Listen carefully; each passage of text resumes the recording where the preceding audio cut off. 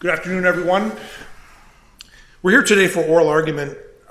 This is case numbers 24-2245, 2318, and 2771, John Doe versus University of Southern Indiana et al. This is a successive appeal. Judge Hamilton is present, Judge St. Eve, and myself. We'll begin with oral argument on behalf of the appellant from Mr. Burkhart.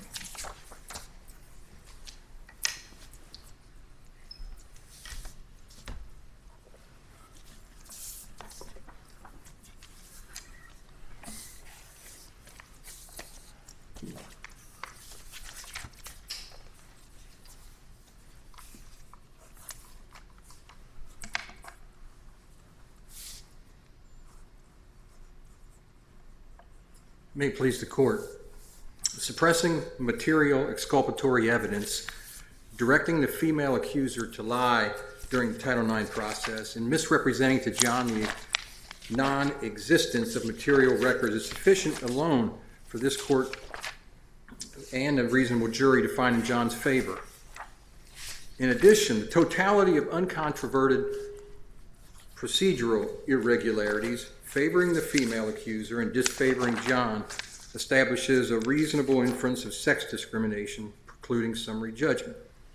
It must be remembered, on USI's motion for summary judgment as to the Title IX claim, they designated no affidavit attesting that these procedural irregularities were the basis of mistake, administrative oversight, or some benign reason. It designated no expert testimony that these procedural irregularities were consistent with Title IX best practices or consistent with a fair, thorough, and impartial hearing. Mr. Burkhart, what's the connection that you and your client are contending between alleged procedural irregularities and anti-male bias? Well, as this court has said in the first go-around in the preliminary injunction, if you have procedural irregularities to a certain level, certain lopsided, certain material, it can lead to an inference of sex discrimination. That's John's point in this case, is that these material procedural irregularities were so significant, so extensive, and solely favoring Jane and disfavoring John that they lead to an inference of sex discrimination. What about the irregularities, though, connected to his maleness, such that he's being treated differently than a female? Well, first off, they withheld these material documents, the reports that they had in their case file, which were statements by Jane Doe. They withheld the other Title IX complaints that Jane Doe had. All these were inconsistent with her story and her account. They also advised John, misrepresented to him, that there were no other records in the file relating to misconduct when it knew that Jane Doe had multiple other ones she had filed. All these go to favor Jane to ensure that her account is consistent and to make it look like he is one responsible. But something that's impeached could be used to impeach, or something that might be damaging to the person on the other side of the V doesn't necessarily make it gender specific. This is a Title IX claim for sex discrimination. What about the alleged procedural irregularities make it a anti-male conclusion? Well, I would say the inability to possess these documents and this information prevented John from having the opportunity to cross-examine Jane, to undermine her credibility, which was the key for the decision. And I think those go to gender bias. And I think addition... Well, flip the script and let's say... I'm sorry. Go ahead, Judge Hamilton. So I would have thought the theory here is that, as in the McDonnell-Douglas test in employment cases, where the employer fails to articulate a legitimate non-discriminatory reason for actions taken against a plaintiff who's made a prima facie case, under the McDonnell-Douglas test, that permits at just step 2 an adverse inference of, in essence, unlawful intent. Is that, those elements present here? I think, yeah. I mean, USI did not rebut any basis for the procedural irregularities. In fact, they basically ignored them. So I think there's no... They have the burden. There's nothing from them. There's nothing explicitly anti-male in this record, but your argument is that from that, is that circumstantial evidence? Well, I think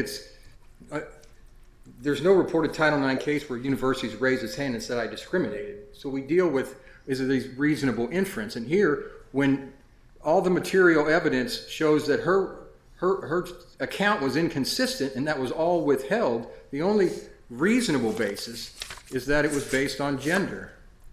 But unpack that for us, because if we flip the script and we say the accuser here is male and the plaintiff in this case would be female, what about the evidence connects it to the gender of the party? Well, I think some of it goes to also the social media posts. I mean, these were all USI public pressure saying, you're not taking this woman's sexual assault claim seriously. And USI went about these means of removing the Instagram page. They also have this report from this student challenging or petition asserting that John sexually assaulted 7 women, which USI knew there was no evidence. They knew that violated their policies, but USI took no action against this woman. And in addition, when John went to USI and said, hey, I have all these harassing posts from these female students at USI, USI didn't tell him that he could file a sexual harassment claim. What they told him is, well, you have to go to public safety or the sheriff's office. So USI didn't view men as could be sexually harassed. They said, look, these are women. But was there any policy that required them to tell him that? And is there any evidence that they told women otherwise? Well, their duty is to comply with Title IX. So if he comes in and says, I have this information, yes, they have a duty to say, you can report this and we can address it, but they didn't. And I think the other point on this USI wants to make is this delegation. We delegated to outside experts. But there's 3 duties that they had when they did that. One is to gather evidence. And what USI said is we delegated to the experts also the determination of relevancy for the hearing and investigation. So USI had to gather whatever it possessed, because these were outsiders who didn't have access to FERPA-protected documents. And then they had to give those to the outside experts to review, which John would have been able to review to respond to. But USI didn't gather this outside information that they possessed. And so when USI, the third duty they had is when they get the reports back and they get the decision, it says in there, this came down to credibility. And Jane's account was consistent over time. John was not, and he changed his story. And so USI, when it got that, it has the ultimate duty to ensure Title IX compliance. And it had this information that the only thing consistent about Jane's account was her inconsistency. She had made multiple statements that were inconsistent. USI, in its answer, admitted that Jane had made prior to the hearing, an allegation that John committed forcible sexual intercourse with her. So she changed her story multiple times. And they also knew John had not changed his story because, again, the undisputed evidence, unchallenged, was that John informed Title IX back in February, prior to the formal complaint, that of this prior sexual encounter with her that was at her request and her consent.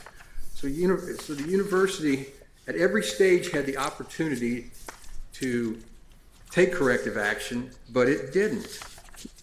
And then Mr. Burkhardt, excuse me, can you on this question about documents that were not provided, and especially prior statements by Jane Doe and the evidence of John Doe's prior statement, does the record show that John Doe or his attorney or representative requested disclosure of documents that would include all of those statements, or is your position that the university had an obligation to provide them on its own initiative? One, yes, under Title IX regulations, the university did have the legal obligation to produce and gather that information.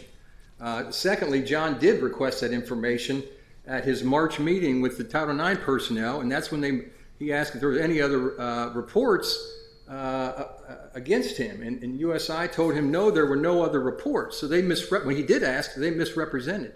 And when he asked, Did he? I'm sorry, go ahead, Judge Hamilton. Okay. You can follow up. Was Mr. Von der Eye representing him at that point, or was that the meeting with his parents? meeting with the parents. Okay, thank you. Go ahead. Thanks. You said that Title IX requires them to turn over. What are you relying on in Title IX in particular that requires them to turn over these reports that were not turned over? The regulation requires the university to gather evidence sufficient to make a determination. And USI again said, we're leaving relevance determination for the outsiders. So USI had to gather what they had in their possession because these people didn't have access. And then they had to produce those, and they didn't.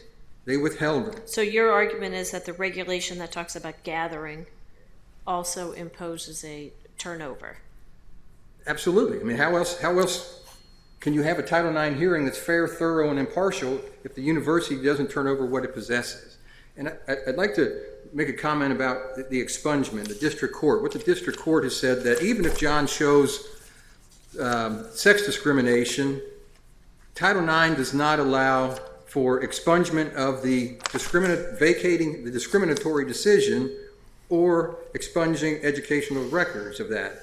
And that's one that just flat out ignores this court's precedent in Doe v. Purdue, where the court said marred records are a continuing injury for which Title IX expungement is appropriate. And every court that's addressed that has said expungement is appropriate for Title IX remedy. The district court is simply misapplied the law. And just to confirm, you're no longer pursuing your injunctive relief claim regarding readmission, correct? And then if I may touch on pseudonymity, the district court basically said, look, there's a bright line rule which says you got to put the round peg in the round hole or you can't get pseudonymity, and that's either show minority status. Not sure that's really a fair characterization of the district court's decision on this issue. If we were to affirm on that point, does John want to pursue the case? Absolutely. But his point is the district court didn't consider that the risk of mental harm, which I think in the most recent Young case, this court said any risk of harm, and so it includes mental harm. But secondly, the court didn't consider in the balance of harms the confidentiality under Title IX. And in this case, what's a little different about this case, it's a procedural history. We were done with discovery when the court issued its show cause order about pseudonymity. So we knew about all the covert activity that the defendants had done. And so what that says is, why should this young man have to give up his identity when he's in court because of the inappropriate activities of these defendants? The whole purpose of Title IX is to protect that confidentiality.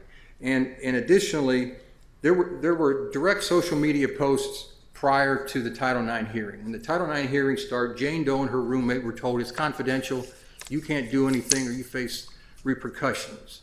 In that case, the social media post stopped.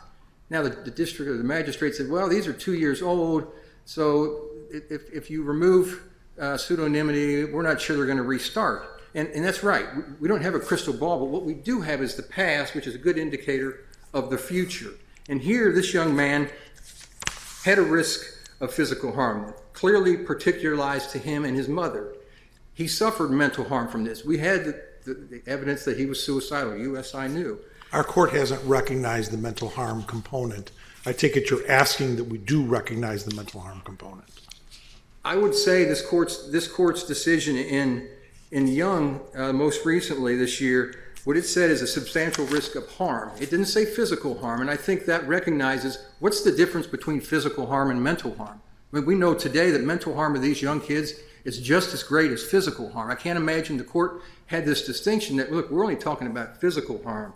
Mental harm, sorry, tough break. And I think I think the Young case can be read to say, hey, look, harm is harm, and that's a valid basis. So I think mental harm is that as well. We think this is that exceptional case. This isn't a slippery slope. It's the exceptional case where pseudonymity outweighs the public's interest in his identity. I'd like to pose a question on the policy amendment, the change from the NIBRS definitions to the USI definitions. Is it your argument that the definitions were only changed as to John and not others? Absolutely. I mean, what we have So is, the definitions currently being used by USI, they went back to NIBRS, or they used USI uses the same definition for John that they did for all other current ones? they use the current definition for rape. The forcible fondling is different. And so unpack that for us. How does that impact the defense that John is offering, the change in definitions from NIBRS to what USI used here? Twofold. One is USI, we said, look, this Karen Nutter testified, yes, you can't change these definitions between investigation and hearing, but they did it That's anyway. not the question. The question is, how was there any prejudice to John's defense here? We understand all this controversy about process that you've raised, but we were looking for substantive prejudice. Well, what this is just another example of a procedural irregularity. And what Is there any substantive prejudice to John's defense from any of those amendments? No, that didn't affect his defense. But what it did do is show that this was another procedural irregularity, contrary to Title IX. And what USI said is, well, it's not really a procedural irregularity because we had these pre-hearing policy amendments that were approved and implemented. And they showed this nice spreadsheet. And what we said is, okay. Thank you, Mr. Burkhardt. Could I interrupt you? And I know we're into your rebuttal time, and I don't know how tight we're going to be about time today. But there's an important question I'd like to raise with you about the regulations. Sure. The regulations for these kinds of proceedings refer to evidence that is relevant and not otherwise improper or impermissible, right? Yes. And my question is whether there's an argument under the regulations that interviews with a so-called confidential employee are, quote, impermissible evidence. No, I would say absolutely not. These were. Okay. I'll be interested to hear what the defendants have to say about that question. But I understand you to be arguing that even if there were a rationale for withholding some of these documents under the regulations, that your client has a due process right, at least given the closeness of the case and the centrality of credibility disputes here. Is that right? Yes. And I would say, Okay. Go ahead. no, my other point was, not only did they withhold these documents, which contain statements and inconsistencies of Jane, they told Jane, don't disclose this information during the Title IX process. So she possessed that same information, but she lied under oath, and John had no way of being able to undermine that credibility. And so that's the other point, is not only was that withholding by USI, it was deceit and by the accuser herself. So, Would you like to reserve the remainder of your time for rebuttal? yes, Your Honor. Very good. Thank you, Mr. Burkhardt. We're going to move first to Mr. Keeley for your argument.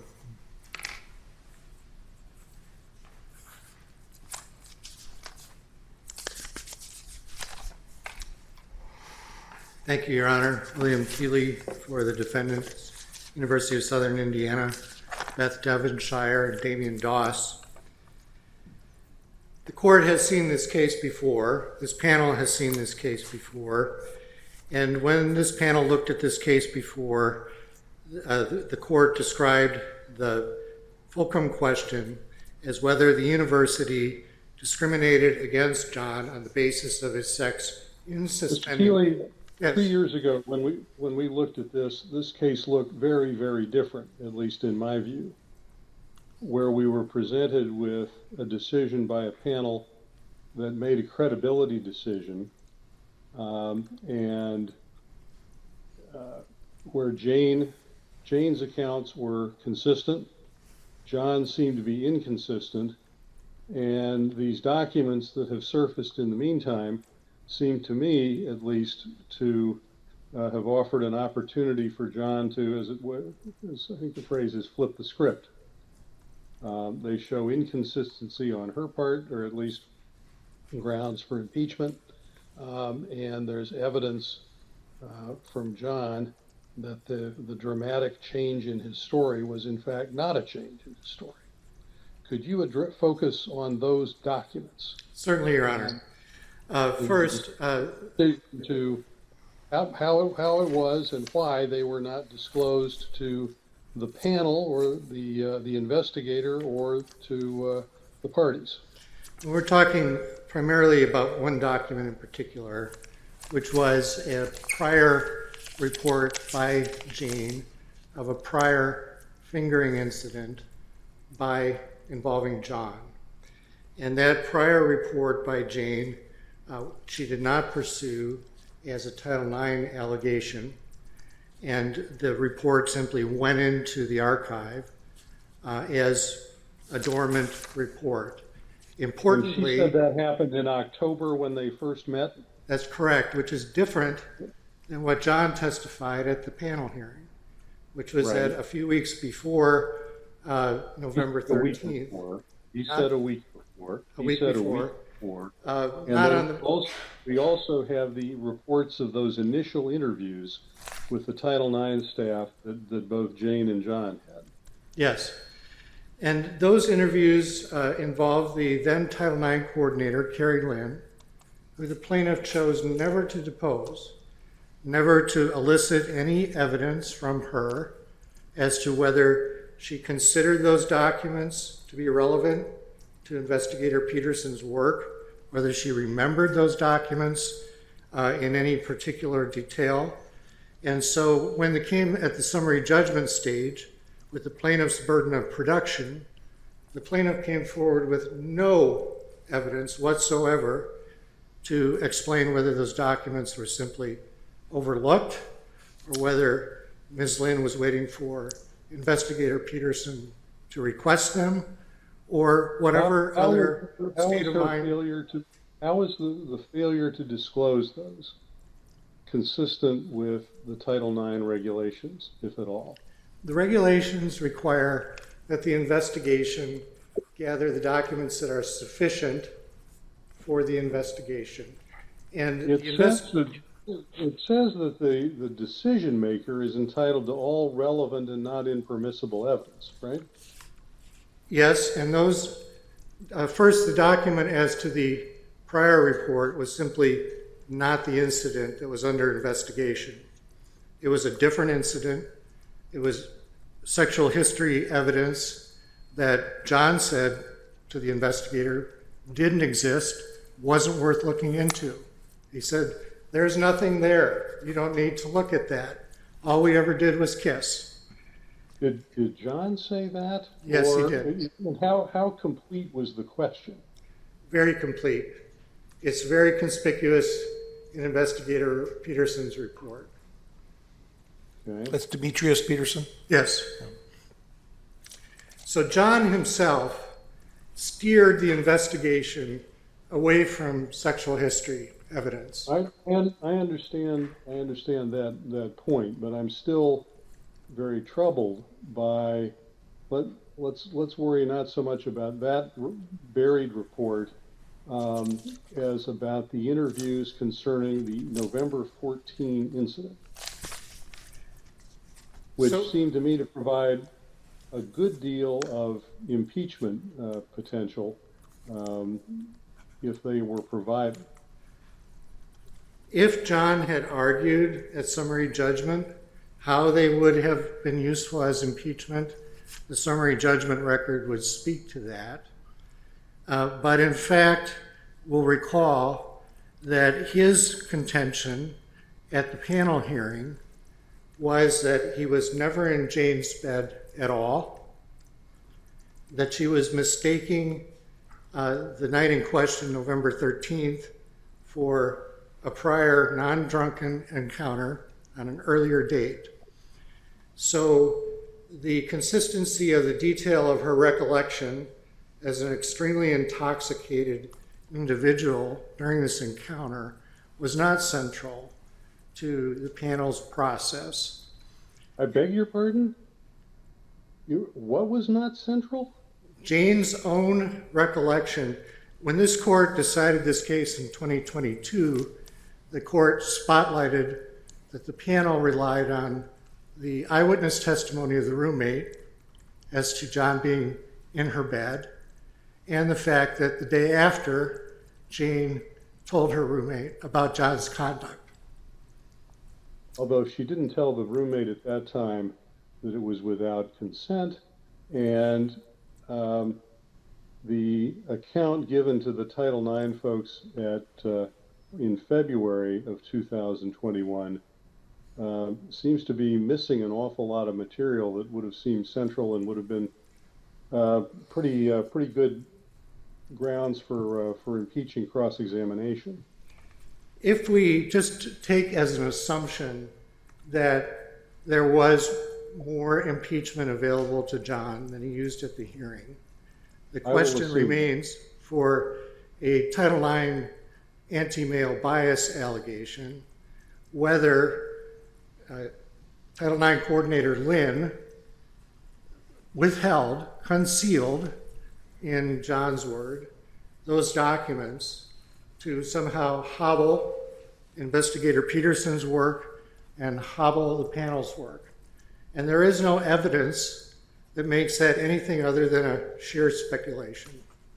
How does the failure to produce that information, how is it consistent with the regulations or with the due process clause? Well, consistency with the regulations, as the court discussed in 2022, is just a regulatory compliance question. If you look at it, now, here we're talking about the fundamental fairness of the proceeding on a case that the panel seems to have treated as a 51-49 credibility contest, and the purported consistency, the apparent consistency of Jane's accounts, was a very big deal for the panel. if it were as that big a deal in the eyes of John, you would have deposed Title IX Coordinator Lynn and elicited testimony to show that somehow she considered those documents and chose to withhold them. He didn't do that. Why didn't he do that? He wanted instead apparently just to speculate, and that's not enough at summary judgment. Could you answer for me how the failure to produce those documents is consistent with the regs and the due process clause, or is your answer, by not answering that simply that it cannot be defended under either? No, it is consistent with the regulations because the regulations don't make those documents per se relevant, number one. Number two... Why not? Why not relevant? Well, first, they are a summary of an account from the complaining party closest in time, the first account the university hears of the incident, right? Yes, they are. So we're setting aside the prior report, which was a different incident altogether. If the individual who had custody of those documents thought that they were inconsistent, thought that there was detail in them that didn't make it into the formal complaint, and chose, knowing those, having that state of mind, not to forward those documents, then we could pursue that angle. But there is nothing in the record to suggest that that was the thought process. So if we postulate... Is that shifting the burden back, though? I mean, if they've come forward saying these are material, they could have been used to challenge Jane's credibility, and you didn't produce them, period. Well, this is a Title IX allegation, not a due process allegation. So Well, there is a due process claim here, too. Count two. as to Title IX at least, there would need to be an anti-male state of mind. I understand. Yes. But there is a due process claim here, and they've based it both on a property and a liberty interest. Well, that's the Section 1983 claim, which is against individuals. not against the university. And particularly not against, Individuals in their official capacity seeking injunctive relief, among other yes, things. but not against the individuals who were involved in Investigator Peterson's work. There is no claim against Title IX Coordinator Lynn. What about Dawson? Who was her successor? Devonshire or Dawson? Devonshire, yeah, who came on after the Peterson Yeah, investigation was over. There's one in- against Dawson. I'm sorry, Judge Hamilton. No, go ahead. Go ahead. There is a claim that was dismissed at the 12B6 against Doss and Devonshire. Correct. Based on due process. Yes, although Devonshire came on after the Peterson investigation was complete. So her connection was to the Proper panel. defendant for that would be the proper defendant for injunctive relief in official capacity under Ex parte Young. Okay. I don't disagree with that. The allegation against Doss, he was the subordinate to Lynn, who was not named. So for whatever reason, the plaintiff not only chose not to depose Lynn or designate any evidence regarding what she did or didn't do, the plaintiff also chose not to name Lynn. Those are tactical choices that the plaintiff made that I do think bear on these questions. Thank you, Mr. Keeley. We'll move now to Mr. Bocchino.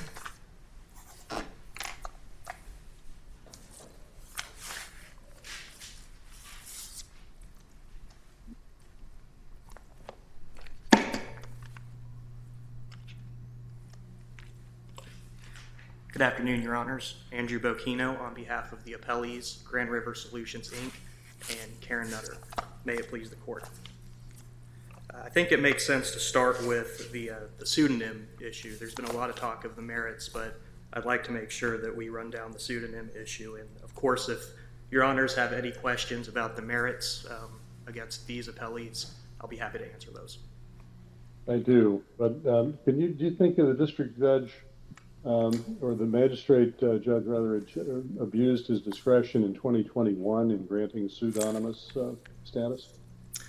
Not necessarily. I mean, there wasn't an evidentiary hearing or anything with respect to that, and that was before we had the very clear standards here that the court handed down in the Indiana University and Loyola University cases. So I don't think there was an abuse of discretion from Magistrate Judge Wildman. So the Indiana University case and the Loyola University case is what prompted the show cause order in this case. And in those cases, it was held that certain justifications need to be met, which included a litigant's status as a minor, which we don't have here, and a substantial risk of harm, either physical or retaliation.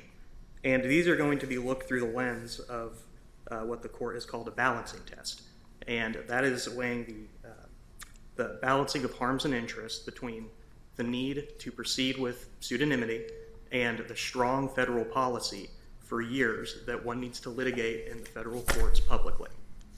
And the circuits have been split here. We've got a number of circuits talking about mental illness. We've got a number of circuits talking about mental harm, and then we've got the 6th and 7th not speaking to it. I posed a question to your colleague with regard to recognition of that. What's your position on that question? So I don't think it's totally out of the question that mental health or mental anguish harm can never be included as a justification. I know in the 7th Circuit it hasn't yet. I think there's some language in the Indiana University case that I think has come close, talking about embarrassing information, and that is not a justification for pseudonymity. Is there a record here for that? No, Your Honor. There was not any evidence. Say we consider emotional harm in this case. There was not any sufficient evidence in this case about emotional harm or a risk of emotional harm. The only evidence that was designated, Your Honor, was the 2021 social media messages. Granted, they were vulgar, and I believe there was a 2021 online petition that did not identify John directly. There was the CARE Act document that may have been hearsay coming in through a friend of John's? Correct.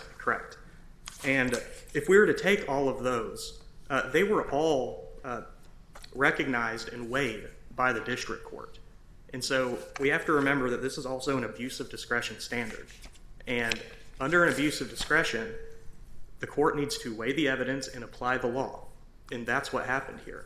And so I'm not saying that mental health harm can never be considered, but I don't think this is the case where this court ought to adopt it. Mr. Burkino, can I ask you some questions about the merits here? Yes, Your Honor. As I understand it, your clients are experts in Title IX. Yes, Your Honor. And they do this for a living. Do you have any, as I've been reading this, if I had been in Ms. Nutter's position, I would have been pretty distressed to learn about these documents that were not turned over to the investigator or to the parties for possible impeachment.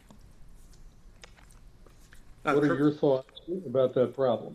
No, you're right, Your Honor, and I think it's important to understand the timeline of when Grand Rivers and Nutter actually gets involved in this. And so you have the complaint, the statements. I know they don't get these documents. Correct. Yeah, there were documents that we were not. Is that consistent with your understanding of the way the regulations are supposed to work and best practices in handling Title IX? I mean, I think it is best practices to have the independent contractor, such as Grand Rivers and Nutter here, to receive all the documentation from the institution. And from that documentation, when the hearing starts, there is a determination of relevance from these independent contractors. And so I think it is standard in the industry that we receive these documents, but I can't speak to whether it's standard in the industry to not receive certain documents. I think that's a better question for the institution here. Is there any requirement on your client to make sure they have all of the relevant documents? Well, there might be. Now, it depends on... And did they take any actions here with the university to make sure, have you turned over your files, let me see your files, whatever the question might be? Correct. And so I'll respond to that by saying, we don't know what we don't know. And so if there were documents withheld before we conducted the hearing, then I don't see how we can anticipate that there aren't any documents. But is there any evidence that your client took any actions with respect to the university to ensure that they had provided them with all the relevant documents? There were emails between the university and the appellees that basically had some give and take as to certain charges and stuff like that. But I can't point you to a piece of evidence specifically where we said, "Hey, USI, is this all of it? What else do we need?" We presume that we receive all relevant information.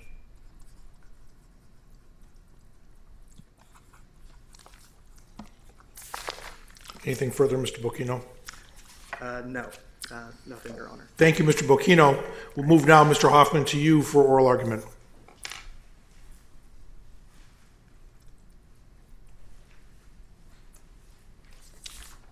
Thank you, Your Honors. The word that comes to mind on this, the only count against my client, DSA, Dolores Stafford and Associates, is for this intentional infliction of emotional distress count. And the word that comes to mind that's really not used in the case law, but it just came to my mind, is heinous. So basically, it's such an extreme standard that the conduct that has to be alleged and proven has to be just heinous conduct by... How do you think that would apply, let's say, to the procedures that were alleged in the Purdue University case, which essentially described a kangaroo court? I think it's a little different here. I think the Purdue case, I think it was a little bit more... Could that meet the heinous and outrageous standard? I don't think so. I really don't, and I was thinking about this, to meet the heinous standard, it's almost as if, Beth Devonshire, who was the 1099 for the Dolores Stafford, would have had to have gotten some sort of call that said, maybe even from Jane Doe herself, to say, listen, he's innocent, but I want to railroad him. I want to put him in jail, and I want you to go along with it. And Beth Devonshire would have to say, yep, I'm going to do it. To me, that's heinous, that's outrageous, that's extreme. And the case law says it's so horrible and, it's World War II-like that someone exclaims, I can't believe that someone did that. That's just outrageous to me. And there's really, with all due respect to John Doe, they're claiming procedural irregularities and they're claiming prejudice, but it doesn't rise to the level of that extreme intentional conduct that the people knew was going to cause this gentleman extreme harm and ruin the rest of his life, basically.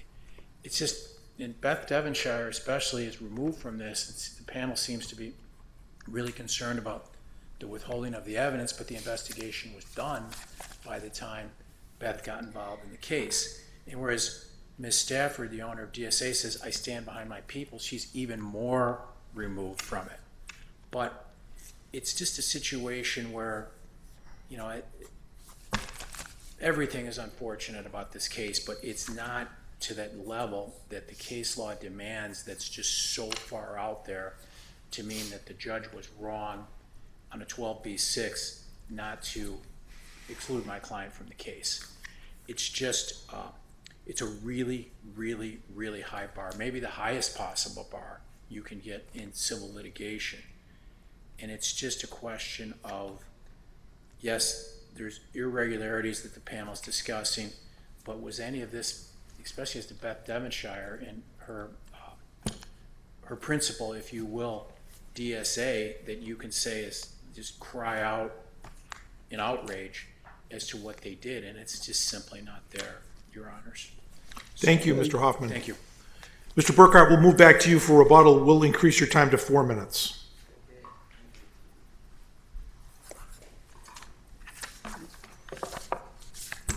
Let me just start off where Mr. Hoffman finished talking about Beth Devonshire, and what he said is basically, yeah, she did some bad things, but they weren't just bad enough. Well, let me tell you one of them.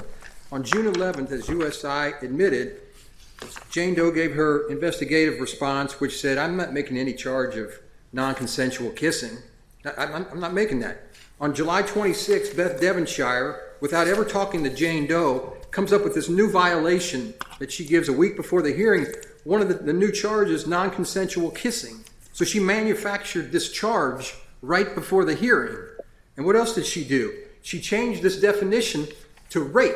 What worse can you have for a kid, a black young man, than a rape charge? And she makes this definition contrary to Title IX, contrary to the policy on the Nibber's definition. But I thought you indicated earlier that your client wasn't prejudiced by the change in the definition. He certainly wasn't prejudiced by his defense remained the same. He didn't do it. But what it shows is the egregious conduct of this Miss Devonshire. Why would she do that? And it goes to USI. Did USI ever say, why did you conceal these documents? Why did you have Jane lie? Why did you tell John these documents didn't exist? What's the reason? They don't have one. The reason is they had public pressure. Everybody was out there accusing them. You're not taking these claims against women seriously. And there was only one acceptable outcome to them. Make this kid responsible. You talked about relevance, Your Honor, but if you remember, Devonshire testified. We left relevance determination for the outsiders. So USI wasn't making that call. They had to gather the documents, give it to them, and they didn't do it. Remember what Nutter said? I took a broad scope of relevance for the hearing. The first 10 minutes, she's asking Jane Doe, what other women did John sexually assault? Who were they?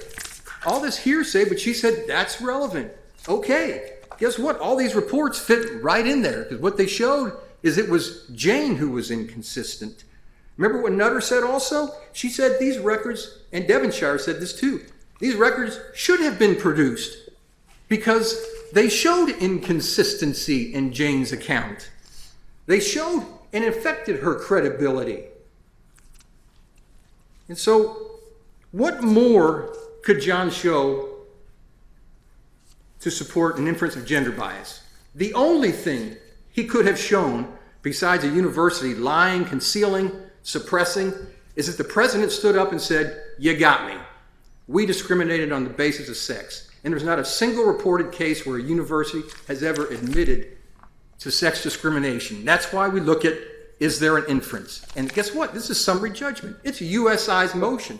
All facts and inferences in John's favor. Mr. Burkhart, when did you actually obtain the so-called concealed documents? Is that in discovery in district court? Yeah, it would have been discovery. I mean, Okay. you kind of hit on it. We're up here the first time on preliminary injunction. USI's position is we did this good faith commitment to truth telling.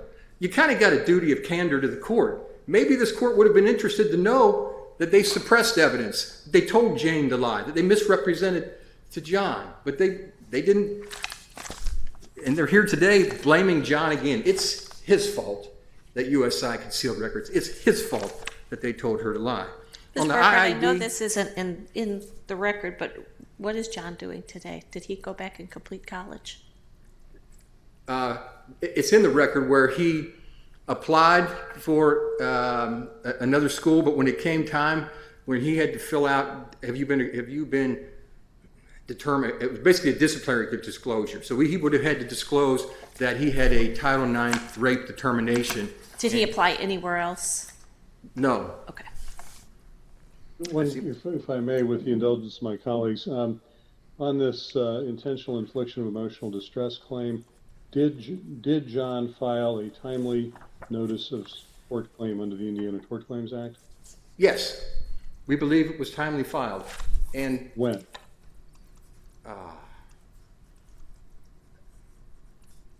I can't tell you. And I frankly was kind of mystified by all the back and forth about, I don't see why you have to plead any of that, but I was looking for a representation on your part that, in fact, you could have amended to satisfy the district judge on that point. Well, to that point, one, the Indiana Supreme Court says you don't have to. That's not the question. Oh, okay. Why we didn't amend? Yes. Because, I mean, we If you indeed complied, why not amend to make that allegation? because the law is that you don't have to plead it. It only comes an issue when it's put in affirmative. Mr. Burkhart, if you want to stand on that principle, and you're entitled to do that, but I'm trying to think about what's the point of fighting about whether it has to be pled or not when you are able to plead and amend. I mean, I can't answer about why we didn't do 2 years ago. I mean, we had filed a second amended complaint. It's not required. If USI wanted to raise it, they could have raised it in summary judgment. But I mean, so I can't. One was filed, I can tell you that. Thank you, Mr. Burkhart. Thank you, Mr. Keeley, Mr. Hoffman, Mr. Benniken. We'll take the case under advisement, and the court will be in recess.